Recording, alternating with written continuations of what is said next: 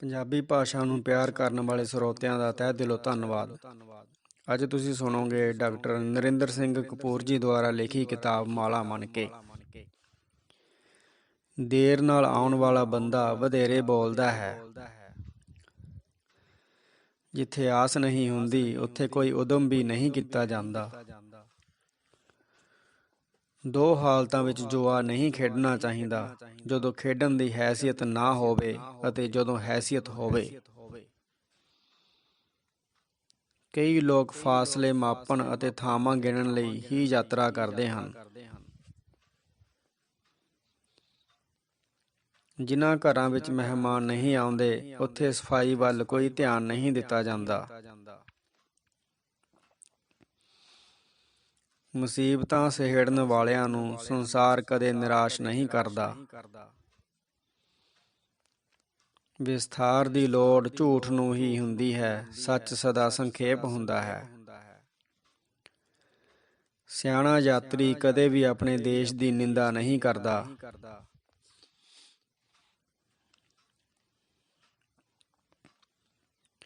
ਦੁੱਖ ਇਸ ਗੱਲ ਦਾ ਨਹੀਂ ਹੁੰਦਾ ਕਿ ਦੂਜੇ ਸਾਡੇ ਬਾਰੇ ਕੀ ਕਹਿੰਦੇ ਹਨ, ਦੁੱਖ ਇਸ ਗੱਲ ਦਾ ਹੁੰਦਾ ਹੈ ਕਿ ਉਹ ਕਿਵੇਂ ਕਹਿੰਦੇ ਹਨ। ਸੁਪਨੇ ਭਾਵੇਂ ਕਿਤਨੇ ਵੀ ਸੁੰਦਰ ਹੋਣ, ਸਫਲਤਾ ਜਾਗਦਿਆਂ ਹੀ ਮਿਲੇਗੀ। ਘਰ ਵਿੱਚ ਪਿਛਲੇ ਦਰਵਾਜ਼ੇ ਜਿਤਨੇ ਵਧੇਰੇ ਹੋਣਗੇ, ਵਫ਼ਾਦਾਰੀਆਂ ਉਤਨੀਆਂ ਹੀ ਵੱਧ ਸ਼ੱਕੀ ਹੋਣਗੀਆਂ। ਸਾਂਝੀ ਟੱਬਰਦਾਰੀ ਦੇ ਟੁੱਟਣ ਨਾਲ ਪਰਿਵਾਰਾਂ ਵਿੱਚ ਬੱਚਿਆਂ ਤੇ ਬਜ਼ੁਰਗਾਂ ਦਾ ਧਿਆਨ ਰੱਖਣ ਦੀ ਸਮਰੱਥਾ ਘਟ ਗਈ ਹੈ। ਮਕਾਨ ਉਸਾਰਨ ਵਾਲੇ ਨੂੰ ਪਰੇਸ਼ਾਨ ਨਹੀਂ ਕਰਨਾ ਚਾਹੀਦਾ, ਕਿਉਂਕਿ ਉਹ ਪਹਿਲਾਂ ਹੀ ਬਹੁਤ ਪਰੇਸ਼ਾਨ ਹੋਇਆ ਹੁੰਦਾ ਹੈ। ਸੁਸਤ ਬੰਦਿਆਂ ਦੀ ਦਿਲਚਸਪੀ ਖਾਣ ਅਤੇ ਸੌਣ ਵਿੱਚ ਹੀ ਹੁੰਦੀ ਹੈ। ਉਮਰ ਲੰਮੀ ਕਰਨ ਵਾਸਤੇ ਭੋਜਨ ਸੰਖੇਪ ਕਰਨਾ ਪਏਗਾ। ਇਤਿਹਾਸ ਦਾ ਸਭ ਤੋਂ ਹਸੀਨ ਪਲ ਉਹ ਹੁੰਦਾ ਹੈ ਜਦੋਂ ਬਗਾਵਤ ਇਨਕਲਾਬ ਬਣ ਜਾਂਦੀ ਹੈ। ਜੰਗ ਅਮਨ ਲਈ ਨਹੀਂ, ਜਿੱਤ ਲਈ ਲੜੀ ਜਾਂਦੀ ਹੈ। ਜਿੱਤ ਨਾਲ ਅਮਨ ਆਪ ਆ ਜਾਂਦਾ ਹੈ। ਬਜ਼ੁਰਗਾਂ ਨੂੰ ਕੁਝ ਵੀ ਮਿਲ ਰਿਹਾ ਹੋਵੇ, ਕਿਸੇ ਵਿੱਚ ਸਾੜਾ ਨਹੀਂ ਉਪਜਦਾ। ਜਿੱਥੇ ਧਨ ਇਕੱਤਰ ਕਰਨਾ ਹੀ ਇਕਮਾਤਰ ਜੀਵਨ ਦਾ ਉਦੇਸ਼ ਹੋਵੇਗਾ, ਉੱਥੇ ਸਾਰੀਆਂ ਕੁਰੀਤੀਆਂ ਆਪੇ ਆ ਜਾਣਗੀਆਂ। ਜਿਸ ਬੇਗਮ ਵਿੱਚ ਕੋਈ ਨੁਕਸ ਨਹੀਂ ਹੁੰਦਾ, ਉਹ ਬੇਗਮ ਤਾਸ਼ ਵਿੱਚ ਹੁੰਦੀ ਹੈ।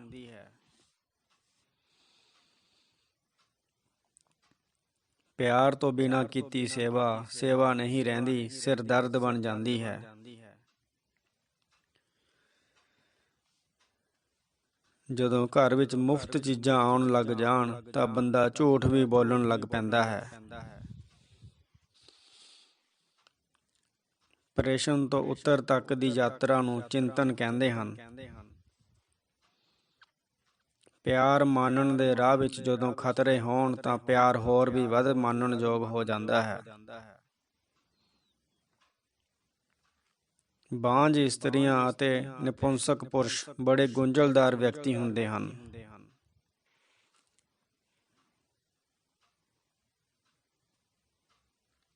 ਜਿੱਥੇ ਪਰਿਵਰਤਨ ਵਾਪਰਦੇ ਰਹਿੰਦੇ ਹਨ, ਉੱਥੇ ਇਨਕਲਾਬ ਨਹੀਂ ਆਉਂਦੇ, ਕਿਉਂਕਿ ਉੱਥੇ ਹਰ ਦਿਨ ਹੀ ਇਨਕਲਾਬ ਹੁੰਦਾ ਹੈ। ਪਿਆਰ ਕਿਤਨਾ ਡੂੰਘਾ ਹੈ, ਇਸ ਦੀ ਸੋਝੀ ਵਿਛੋੜੇ ਵਿੱਚ ਮਿਲਦੀ ਹੈ।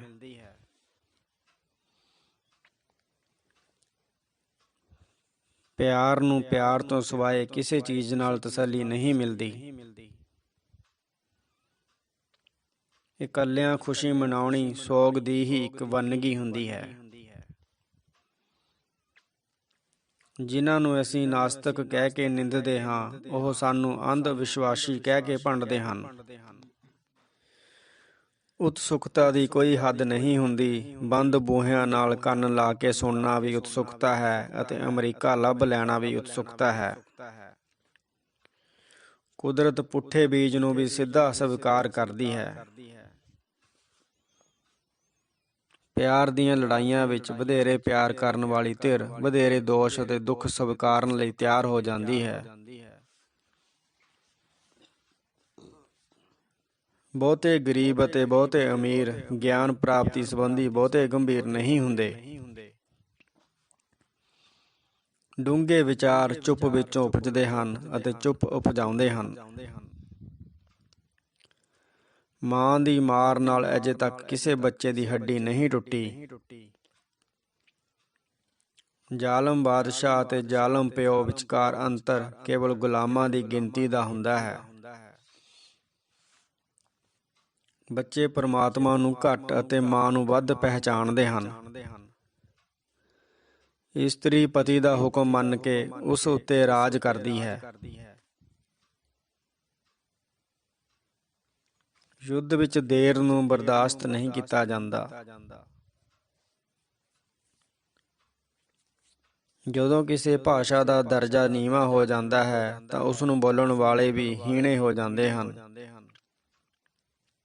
ਸਿਰ ਉੱਚਾ ਕੀਤੇ ਬਿਨਾਂ ਚੰਨ ਤਾਰੇ ਨਹੀਂ ਵੇਖੇ ਜਾ ਸਕਦੇ। ਆਪਣੇ ਧਰਮ ਜਾਂ ਆਪਣੇ ਦੇਸ਼ ਬਾਰੇ ਨਿਰਪੱਖ ਹੋ ਕੇ ਰਾਏ ਨਹੀਂ ਦਿੱਤੀ ਜਾ ਸਕਦੀ। ਜਿਹੜੇ ਆਪਣਾ ਕੰਮ ਗੰਭੀਰਤਾ ਨਾਲ ਕਰਦੇ ਹਨ, ਉਹਨਾਂ ਦੇ ਯਤਨਾਂ ਨਾਲ ਗੰਭੀਰ ਪਰਿਵਰਤਨ ਵਾਪਰਦੇ ਹਨ। ਅਮੀਰ ਉਹ ਹੈ ਜਿਹੜਾ ਅਨੰਤ ਖੁਸ਼ਹਾਲੀ ਵਿੱਚ ਵੀ ਸੰਜਮ ਵਿਖਾਵੇ। ਜਿਹੜੀ ਸਲਾਹ ਮੁਫ਼ਤ ਦਿੱਤੀ ਜਾਂਦੀ ਹੈ, ਉਸ ਦੀ ਵਰਤੋਂ ਨਹੀਂ ਕੀਤੀ ਜਾਂਦੀ। ਬੱਚਿਆਂ ਦੇ ਬੋਝ ਨਾਲ ਅਜੇ ਤੱਕ ਕਿਸੇ ਘਰ ਦੀ ਛੱਤ ਨਹੀਂ ਡਿੱਗੀ।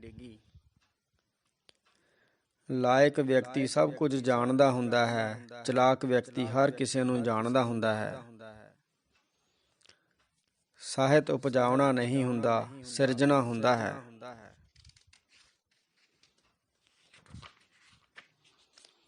ਜਿਸ ਚੀਜ਼ ਸੰਬੰਧੀ ਅਸੀਂ ਸਾਰੇ ਸੰਸਾਰ ਨੂੰ ਇਨਕਾਰ ਕੀਤਾ ਹੁੰਦਾ ਹੈ, ਉਸ ਨੂੰ ਸਾਡਾ ਪਿਆਰਾ ਮੰਗੇ ਅਸੀਂ ਆਪਣੇ ਧਨ ਭਾਗ ਸਮਝਦੇ ਹਾਂ। ਸੰਸਾਰ ਨੂੰ ਸਫਲ ਵਿਅਕਤੀ ਚਲਾਉਂਦੇ ਹਨ। ਜੇ ਤੁਸੀਂ ਸਫਲ ਨਹੀਂ ਹੋਵੋਗੇ, ਸੰਸਾਰ ਤਾਂ ਵੀ ਚੱਲਦਾ ਰਹੇਗਾ, ਪਰ ਕੋਈ ਹੋਰ ਸਫਲ ਹੋ ਕੇ ਚਲਾਉਣਗੇ। ਲੋਕਾਂ ਨੂੰ ਵਧੀਆਂ ਕੀਮਤਾਂ 'ਤੇ ਗਿਲਾ ਨਹੀਂ ਹੁੰਦਾ, ਕੀਮਤਾਂ ਵਿੱਚ ਹੁੰਦੇ ਨਿੱਤ ਵਾਧੇ 'ਤੇ ਗਿਲਾ ਹੁੰਦਾ ਹੈ। ਜ਼ਿੰਦਗੀ ਵਿੱਚ ਦੁੱਖਾਂ, ਮਾਯੂਸੀਆਂ ਅਤੇ ਮੁਸੀਬਤਾਂ ਦੇ ਬਾਵਜੂਦ ਹਰ ਕੋਈ ਚੰਗੇਰੇ ਜੀਵਨ ਦੀ ਆਸ ਨਾਲ ਜਿਉਂਦਾ ਹੈ।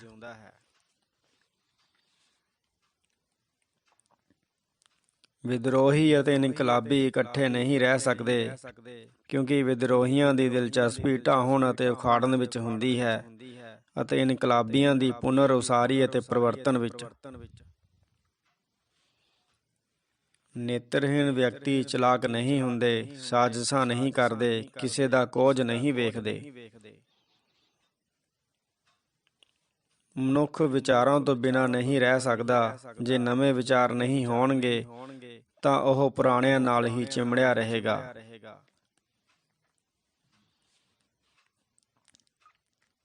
ਜੇ ਜੀਵਨ ਵਿੱਚ ਦੁੱਖ ਨਾ ਹੁੰਦੇ ਤਾਂ ਹਰ ਕਿਸੇ ਨੇ ਸਾਰਾ ਜੀਵਨ ਬੱਚਿਆਂ ਵਾਂਗ ਵਿਹਾਰ ਕਰਨਾ ਸੀ। ਚੜ੍ਹਦੀ ਉਮਰ ਦੇ ਜੋਸ਼ ਨੂੰ ਢਲਦੀ ਉਮਰ ਦੀ ਹੋਸ਼ ਦੱਬ ਲੈਂਦੀ ਹੈ। ਦੂਰੋਂ ਵੇਖਿਆਂ ਸਾਰੇ ਪਰਿਵਾਰ ਇੱਕੋ ਜਿਹੇ ਲੱਗਦੇ ਹਨ, ਨੇੜਿਓਂ ਵੇਖਿਆਂ ਹਰ ਪਰਿਵਾਰ ਵੱਖਰਾ ਲੱਗਦਾ ਹੈ। ਜੇ ਮਨੁੱਖ ਵਿੱਚ ਕੁਝ ਜਾਣਨ ਦੀ ਇੱਛਾ ਨਾ ਹੁੰਦੀ ਤਾਂ ਉਸ ਵਿੱਚ ਸਭ ਕੁਝ ਸੋਚਣ ਅਤੇ ਸਿਰਜਣ ਦੀ ਵੀ ਯੋਗਤਾ ਨਹੀਂ ਸੀ ਹੋਣੀ। ਹਿੰਸਾ ਵਰਦੀ ਪਹਿਨ ਕੇ ਜਾਂ ਹਥਿਆਰ ਲੈ ਕੇ ਹੀ ਨਹੀਂ ਆਉਂਦੀ, ਇਹ ਧਰਮ ਦਾ ਬਾਣਾ ਪਾ ਕੇ ਵੀ ਆ ਸਕਦੀ ਹੈ। ਅਸੀਂ ਤੁਰਨਾ ਹੀ ਨਹੀਂ, ਨਵੇਂ ਰਾਹ ਵੀ ਉਲੀਕਣੇ ਹਨ। ਨਵੇਂ ਰਾਹ ਹੀ ਨਹੀਂ ਉਸਾਰਨੇ, ਨਵੇਂ ਨਿਸ਼ਾਨੇ ਵੀ ਮਿੱਥਣੇ ਹਨ। ਆਸ਼ਾਵਾਦੀ ਨਾ ਕੇਵਲ ਲੰਮਾ ਅਰਸਾ ਜਿਉਂਦੇ ਹਨ, ਉਹ ਜ਼ਿੰਦਗੀ ਨੂੰ ਜਿਉਣ ਯੋਗ ਵੀ ਬਣਾਈ ਰੱਖਦੇ ਹਨ। ਕਈਆਂ ਦੀ ਸ਼ਖਸੀਅਤ ਵਿੱਚੋਂ ਧੂੰਆਂ ਤਾਂ ਲੰਮਾ ਅਰਸਾ ਉੱਠਦਾ ਰਹਿੰਦਾ ਹੈ, ਪਰ ਇਹ ਕਦੇ ਭਾਂਬੜ ਨਹੀਂ ਬਣਦਾ। ਪ੍ਰੇਮੀਆਂ ਨੇ ਇੱਕ ਦੂਜੇ ਨੂੰ ਅੰਦਰੋਂ ਘੁੱਟ ਕੇ ਫੜਿਆ ਹੁੰਦਾ ਹੈ। ਜੇ ਤੁਸੀਂ ਬੱਚਿਆਂ ਦੇ ਰੋਲੇ ਰੱਪੇ ਤੋਂ ਤੰਗ ਨਹੀਂ ਪੈਂਦੇ ਤਾਂ ਇਸ ਦਾ ਅਰਥ ਹੈ ਕਿ ਤੁਸੀਂ ਦਾਦਾ ਦਾਦੀ ਜਾਂ ਨਾਨਾ ਨਾਨੀ ਬਣ ਚੁੱਕੇ ਹੋ। ਕਿਸੇ ਦੇ ਘਰ ਰੋਜ਼ ਜਾਓ, ਉਕਤਾ ਜਾਵੋਗੇ। ਧਾਰਮਿਕ ਸਥਾਨ ਤੇ ਰੋਜ਼ ਜਾਓ, ਜਿਸ ਦਿਨ ਨਹੀਂ ਜਾਓਗੇ ਸਾਰਾ ਦਿਨ ਘਾਟ ਮਹਿਸੂਸ ਹੁੰਦੀ ਰਹੇਗੀ। ਟੈਲੀਵਿਜ਼ਨ ਨੇ ਮਨੁੱਖ ਵਿੱਚ ਇੱਕ ਦੂਜੇ ਵੱਲ ਧਿਆਨ ਦੇਣ ਅਤੇ ਹੋਰਾਂ ਨੂੰ ਧਿਆਨ ਨਾਲ ਸੁਣਨ ਦੀ ਯੋਗਤਾ ਘਟਾ ਦਿੱਤੀ ਹੈ। ਪਰਿਵਾਰ ਛੋਟੇ ਹੋਣ ਕਾਰਨ ਮਾਪੇ ਬੱਚਿਆਂ ਤੋਂ ਡਰਨ ਲੱਗ ਪਏ ਹਨ। ਅਕਸਰ ਪੁਜਾਰੀ ਹੀ ਸ਼ਰਧਾਲੂ ਤੇ ਪਰਮਾਤਮਾ ਨਾਲ ਮਿਲਾਪ ਦੇ ਰਾਹ ਦੀ ਰੁਕਾਵਟ ਬਣ ਜਾਂਦਾ ਹੈ।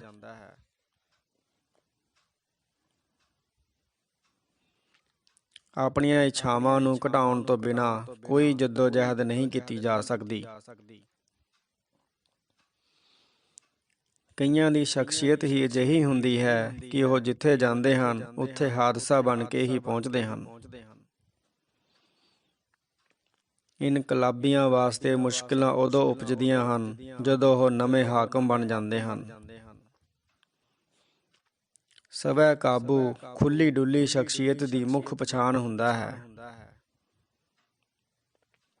ਕਈ ਕਿਸੇ ਵਿਚਾਰਧਾਰਾ ਦੇ ਵਿਦਿਆਰਥੀ ਬਣਨ ਦੀ ਥਾਂ ਉਸ ਵਿਚਾਰਧਾਰਾ ਦੇ ਢਾਡੀ ਬਣ ਜਾਂਦੇ ਹਨ। ਜਿੱਤ ਦੌਰਾਨ ਦੋਸਤਾਂ ਦੀ ਮਨਜ਼ੂਰੀ ਲੱਭਣੀ ਬੇਕਾਰ ਹੈ। ਦੋਸਤ ਸਾਡੀ ਹਾਰ ਦੇ ਪਲਾਂ ਲਈ ਹੁੰਦੇ ਹਨ। ਜਦੋਂ ਕੋਈ ਕੁਰਾਹੇ ਪੈ ਜਾਵੇ ਤਾਂ ਅੱਗੇ ਧੱਕਣ ਵਾਲੇ ਵਹੀਰਾਂ ਘੱਤ ਕੇ ਪਹੁੰਚਦੇ ਹਨ। ਜੇ ਤੁਹਾਨੂੰ ਨਹੁੰ ਟੁੱਕਣ ਦੀ ਭੈੜੀ ਆਦਤ ਹੈ ਤਾਂ 3 ਦਿਨ 1 ਘੰਟਾ ਲਗਾਤਾਰ ਨਹੁੰ ਟੁੱਕੋ, ਆਦਤ ਜਾਂਦੀ ਰਹੇਗੀ।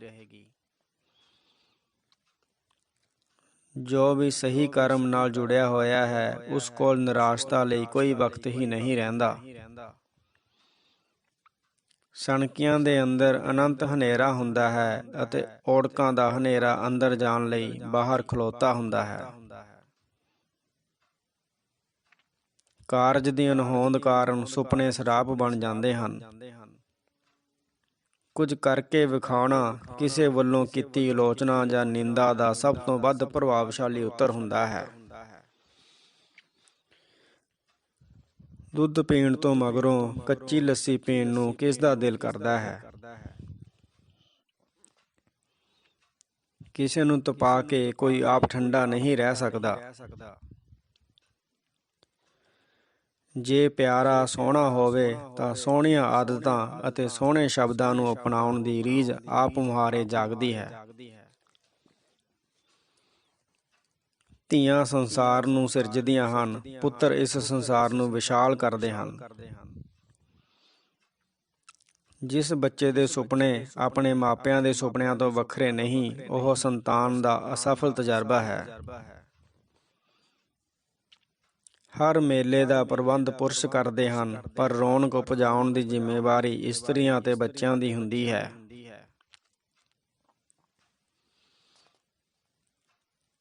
ਮਹਾਂਪੁਰਸ਼ ਮੰਗਣ ਉੱਤੇ ਝੋਲੀ ਨਹੀਂ ਭਰਦੇ, ਬਿਨ ਮੰਗੇ ਖਜ਼ਾਨੇ ਲੁਟਾਉਂਦੇ ਹਨ।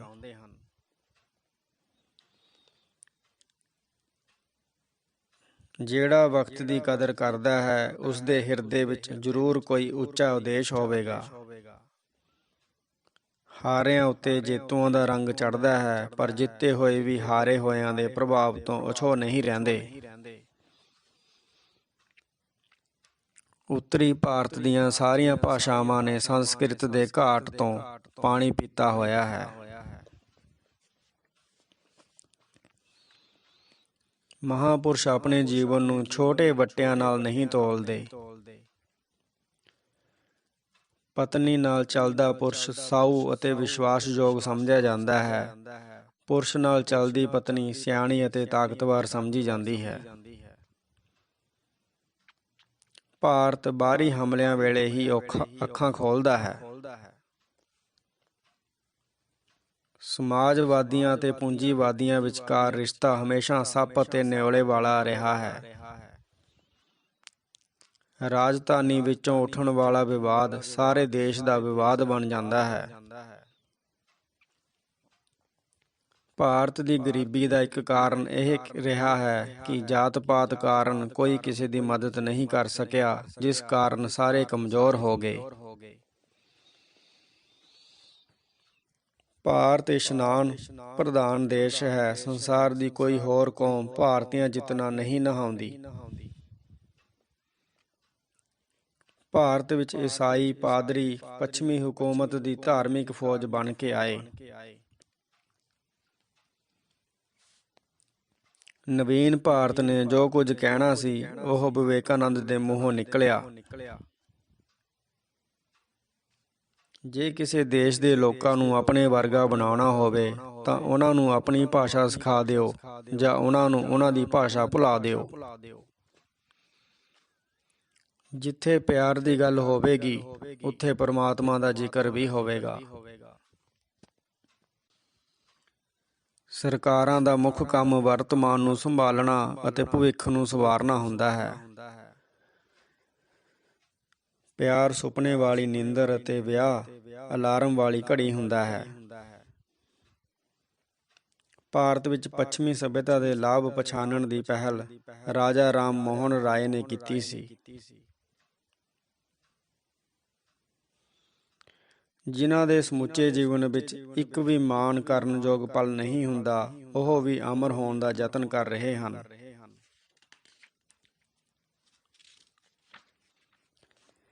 ਸਮਾਧੀ ਵਿੱਚ ਪਲਕਾਂ ਬੰਦ ਪਰ ਅੱਖਾਂ ਖੁੱਲ੍ਹੀਆਂ ਹੁੰਦੀਆਂ ਹਨ।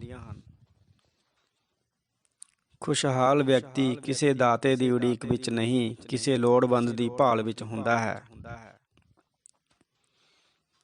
ਇਮਾਨਦਾਰੀ ਨਾਲ ਹਾਰਨ ਦਾ ਵੀ ਜਿੱਤ ਵਰਗਾ ਸਵਾਦ ਹੁੰਦਾ ਹੈ। ਤਿਆਗ ਤੋਂ ਬਿਨਾਂ ਆਨੰਦ ਸੰਭਵ ਨਹੀਂ ਹੈ। ਤਿਆਗ ਆਨੰਦ ਦੀ ਕੀਮਤ ਹੈ।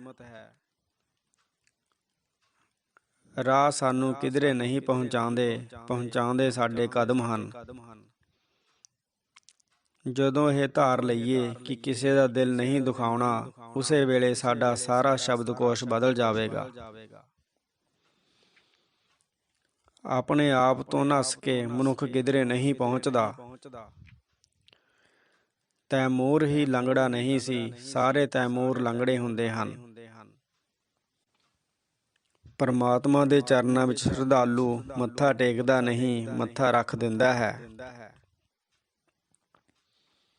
ਇਮਾਨਦਾਰ ਉਹ ਹੈ ਜਿਹੜਾ ਚਾਹੇ ਤਾਂ ਬੇਈਮਾਨ ਹੋ ਸਕਦਾ ਹੋਵੇ, ਪਰ ਫਿਰ ਵੀ ਇਮਾਨਦਾਰੀ ਨੂੰ ਹੀ ਚੁਣੇ। ਸਾਰੇ ਯੰਤਰ ਸਾਡੀਆਂ ਇੰਦਰੀਆਂ ਦੇ ਵਿਸਥਾਰ ਹਨ। ਪਿਆਰ ਵਿੱਚ ਪ੍ਰੇਮੀ ਆਪਣੇ ਆਪ ਨੂੰ ਲੋਹਾ ਅਤੇ ਪ੍ਰੇਮਿਕਾ ਨੂੰ ਪਾਰਸ ਸਮਝਦਾ ਹੈ। ਨੌਕਰੀ ਨੌਕਰ ਤੋਂ ਨੌਕਰੀ ਛੱਡਣ ਦੀ ਹਿੰਮਤ ਖੋਹ ਲੈਂਦੀ ਹੈ। ਅਜੋਕੇ ਯੁੱਗ ਵਿੱਚ ਸਿਪਾਹੀ, ਚੋਰ ਅਤੇ ਸੰਤ ਵਿੱਚ ਕੇਵਲ ਲਿਬਾਸ ਦਾ ਹੀ ਅੰਤਰ ਰਹਿ ਗਿਆ ਹੈ। ਹਰ ਕੋਈ ਚਾਹੁੰਦਾ ਹੈ ਕਿ ਕੋਈ ਉਸਨੂੰ ਲੁਕ-ਲੁਕ ਕੇ ਵੇਖੇ।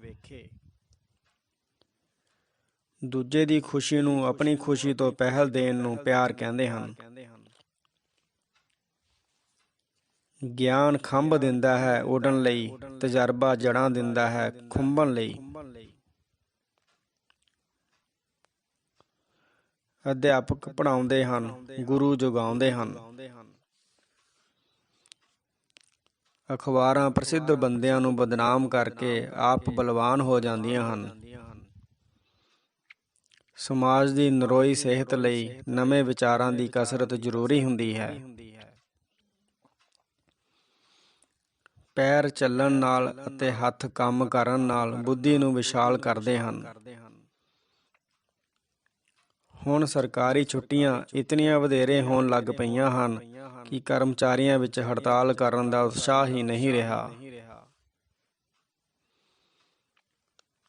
ਜ਼ਿੰਦਗੀ ਵਿੱਚ ਬਿਨਾਂ ਗਵਾਇਆਂ ਕੁਝ ਨਹੀਂ ਮਿਲਦਾ। ਕਈ ਵਾਰੀ ਮਿਲ ਪਹਿਲਾਂ ਜਾਂਦਾ ਹੈ ਅਤੇ ਗਵਾਉਣ ਦਾ ਅਮਲ ਮਗਰੋਂ ਵਾਪਰਦਾ ਹੈ। ਕਿਸੇ ਦਾ ਪ੍ਰਸਿੱਧ ਹੋਣਾ ਅਖਬਾਰਾਂ ਲਈ ਇੱਕ ਵੰਗਾਰ ਹੁੰਦੀ ਹੈ। ਜੇ ਮਰਨ ਦਾ ਇਰਾਦਾ ਹੋਵੇ ਤਾਂ ਸੰਸਾਰ ਸਾਰੀਆਂ ਸਹੂਲਤਾਂ ਅਤੇ ਮੌਕੇ ਦਿੰਦਾ ਹੈ।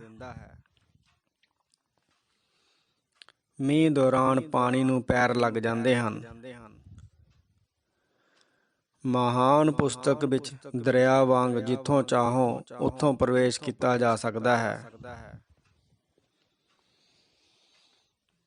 ਸੰਸਾਰ ਵਿੱਚ ਗਿਆਨ ਦਾ ਥਾਨ ਖੁੱਲ੍ਹਦਾ ਰਹਿੰਦਾ ਹੈ ਅਤੇ ਲੋਕ ਆਪਣੇ ਮੇਚ ਦੇ ਵਿਚਾਰ ਪਹਿਨਦੇ ਰਹਿੰਦੇ ਹਨ।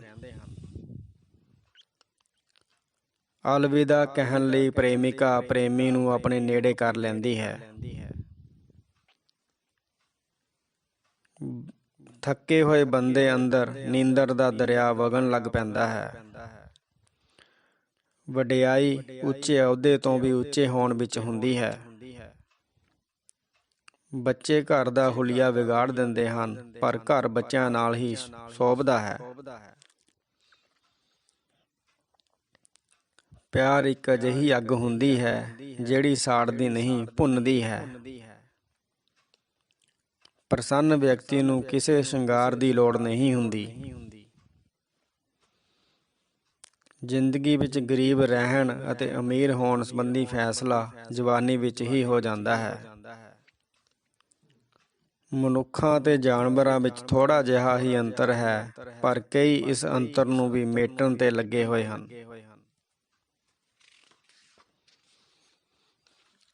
ਜ਼ਿੰਦਗੀ ਛੋਟਿਆਂ ਨੂੰ ਵੱਡੇ ਅਤੇ ਵੱਡਿਆਂ ਨੂੰ ਛੋਟੇ ਬਣਾ ਕੇ ਪਰਖਦੀ ਰਹਿੰਦੀ ਹੈ।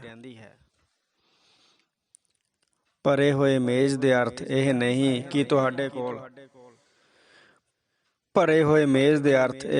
ਕਿ ਤੁਹਾਡੇ ਕੋਲ ਕੰਮ ਬਹੁਤ ਹੈ, ਸਗੋਂ ਇਹ ਹਨ ਕਿ ਤੁਸੀਂ ਕੰਮ ਨਹੀਂ ਕਰਦੇ। ਜਦੋਂ ਕੋਈ ਵਰਤਾਰਾ ਇਕਸੁਰ ਹੋ ਜਾਂਦਾ ਹੈ ਤਾਂ ਉਹ ਸਰਲ ਹੋ ਜਾਂਦਾ ਹੈ। ਦੁੱਖ ਅਤੇ ਸੁੱਖ ਦੇ ਅਰਥ ਜਾਣਨ ਲਈ ਵਿਆਹ ਕਰਾਉਣਾ ਜ਼ਰੂਰੀ ਹੈ।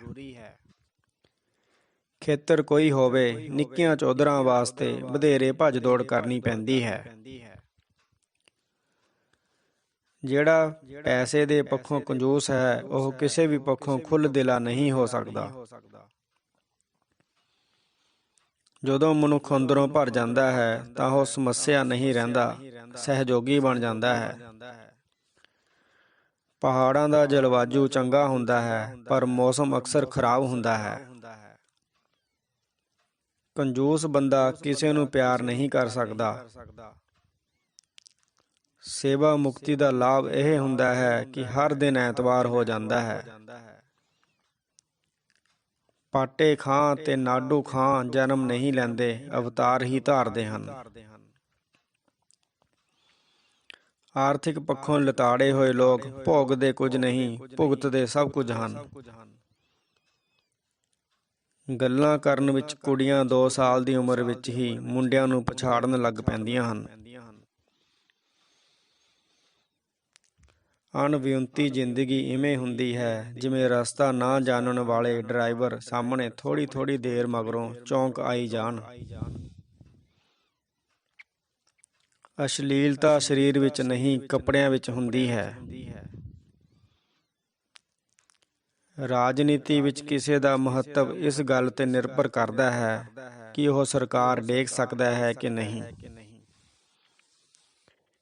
ਇਸਤਰੀਆਂ ਅਕਸਰ ਵਿਚਾਰਾਂ ਪੱਖੋਂ ਪਰੰਪਰਾਵਾਦੀ ਅਤੇ ਕੱਪੜਿਆਂ ਪੱਖੋਂ ਆਧੁਨਿਕ ਹੁੰਦੀਆਂ ਹਨ। ਪੁਰਸ਼ਾਂ ਦੀ ਹਾਲਤ ਇਸ ਤੋਂ ਬਿਲਕੁਲ ਉਲਟ ਹੁੰਦੀ ਹੈ। ਚੈਨਲ ਨੂੰ ਸਬਸਕ੍ਰਾਈਬ ਕਰਨ ਲਈ ਧੰਨਵਾਦ। ਤੁਹਾਡਾ ਦਿਨ ਸ਼ੁਭ ਰਹੇ।